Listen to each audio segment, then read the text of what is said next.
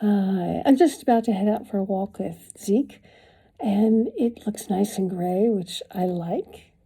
And it's also really, really, really hot, like I don't like.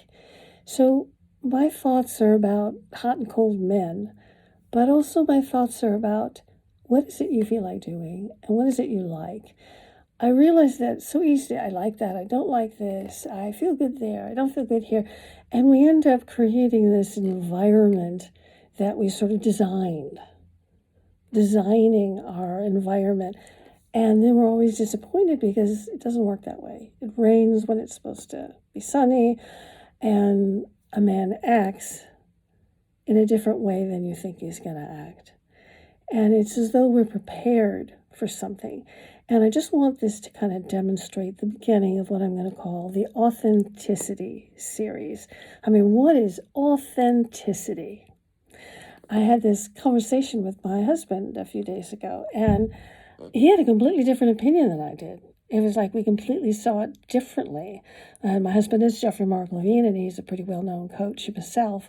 And it really helped me see that men actually see things quite differently than we do. But authenticity is still important to each of us in different ways, but extremely noticeable. To my husband, authenticity is you don't put on makeup. But really, that's kind of silly because how far back can you go? Oh, we don't wear clothes. Makes us authentic. We don't brush our hair in the morning. I mean, if I have that conversation with him, he'll probably laugh and we'll kind of work things out. But for me, and what's important is how it affects your relationship with yourself and with everybody else, is authenticity is crucial. But authenticity doesn't necessarily mean what we've all been taught it means. For me, I'll just start off this way, and what this whole series is about, and probably a course to follow, is authenticity is that your inside matches your outside. You are congruent. In other words, you may be all dolled up and makeup and hair and doing photos on filters, not because you want to be something different, but because this is how you feel yourself. I feel myself as this.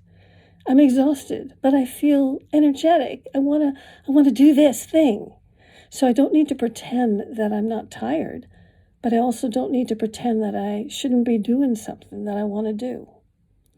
And it goes round and round and round and round like that. When we're at a job we don't like, what are we making up that's inauthentic to keep ourselves there because we're afraid?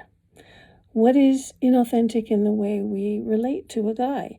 When are we trying to pretend we are some kind of person that we're making up in our head, or that we think he would like, or would be a more reasonable person, or a better woman, or smarter, or funnier, or any of those things, because we think that we're none of those things?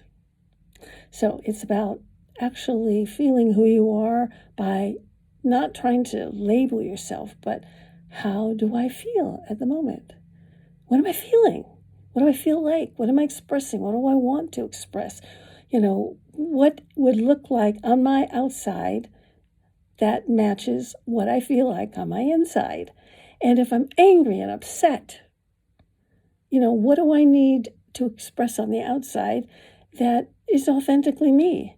Is just simply saying, I'm feeling really off and angry right now. But I also have a lot of other feelings. I also feel joyful, and I feel like wearing eye makeup and lipstick. There are lots of parts to you, and they're all authentic.